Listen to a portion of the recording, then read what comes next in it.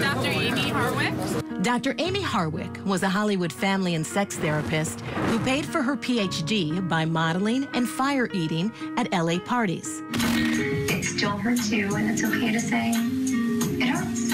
She counseled the Braxtons on Wee's reality television show, Braxton Family Values, had her own YouTube channel and a growing following, but her rise to fame was cut short on February 15th, 2020. Police responded to a 911 call in Hollywood Hills. They were told a woman was being assaulted in her home. They found Harwick on the ground beneath her third-story balcony. An autopsy found she died of strangulation and injuries from the fall. Her ex-fiancé, actor and comedian Drew Carey, spoke to CBS 48 Hours. They were together for more than a year, but broke up in 2018.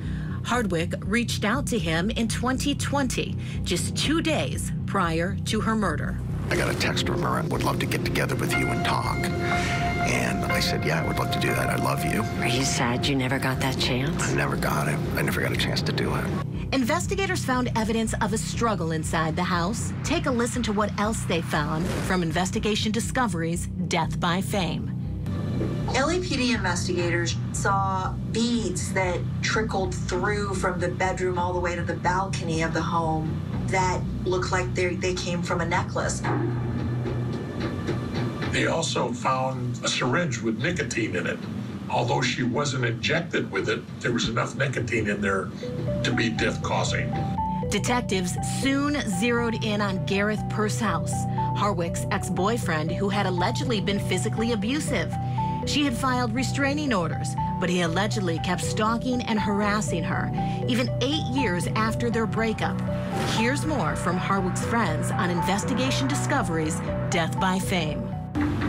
She talked about how she was afraid of him. She would say, he's a computer genius and he might, be monitoring my phones and so forth. She's always been scared, and she's always mentioned that she feared for her safety. During a search of Pursehouse's home, police found syringes, the same type and content as the one found at the crime scene. They also found bloody clothing, and he was arrested and charged with the murder of his ex-girlfriend. Prosecutors accused Pursehouse of throwing Harwick over the balcony to her death.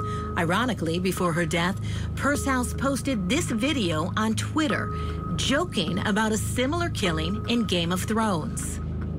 Game of Thrones, first season, the brother and sister are up in the castle, and then the kid sees him through the window, and the brother has to go and throw the kid off and to kill him. And even though it's evil, I feel kind of bad for the brother. Pursehouse has pleaded not guilty in the death of his ex-girlfriend. Thanks so much for watching, and until next time, this is Dr. Amie Harwick.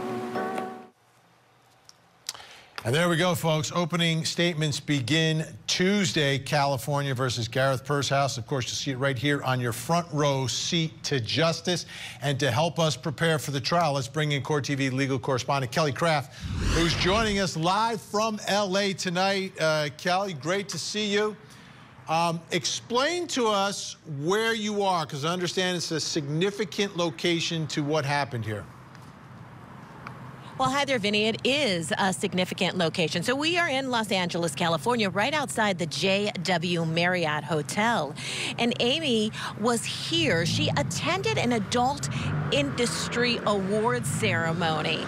Now, while she was at this awards ceremony, she had an encounter with her ex-boyfriend, Gareth Pursehouse. Now, they had only dated for a few months, and this was even years prior. She had sought these restraining orders against him. She had gotten one.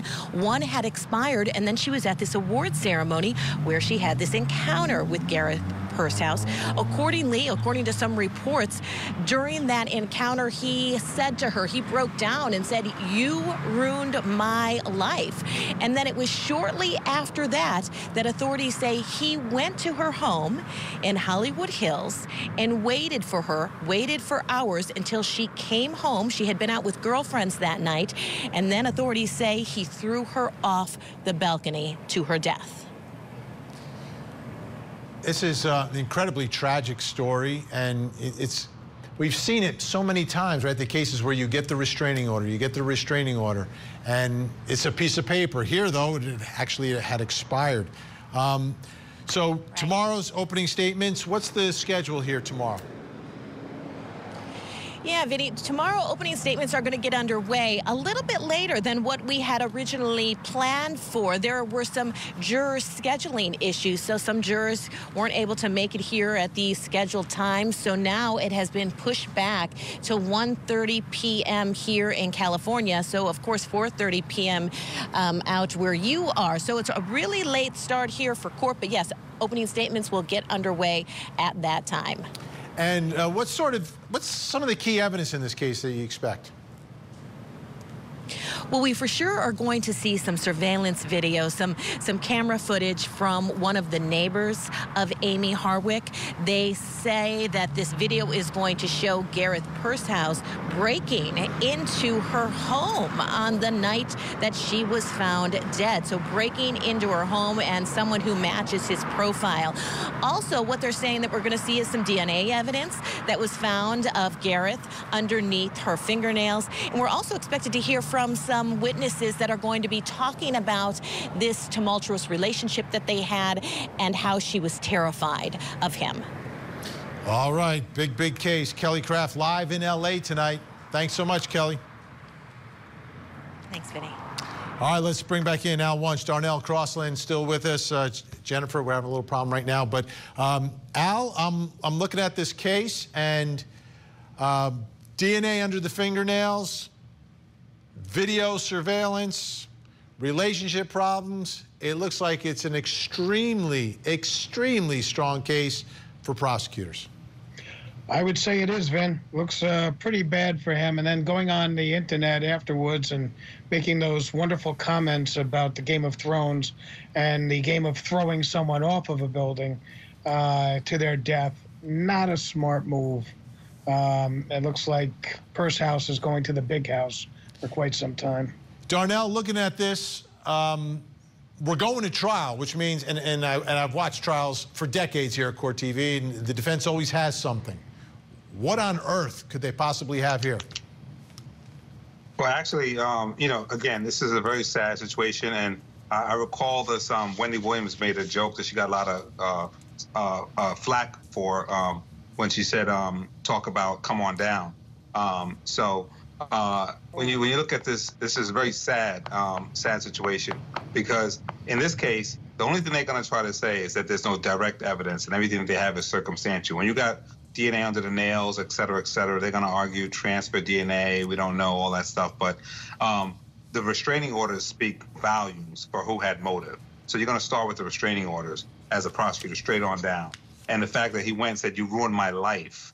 When you say ruin my life, that's all indicative of somebody who's going to take their life and take other people's lives. So it's going to be a hard one, and I think that he deserves every moment in jail that he gets. All right, we're out of time for this segment, but fasten your seatbelts. Up next.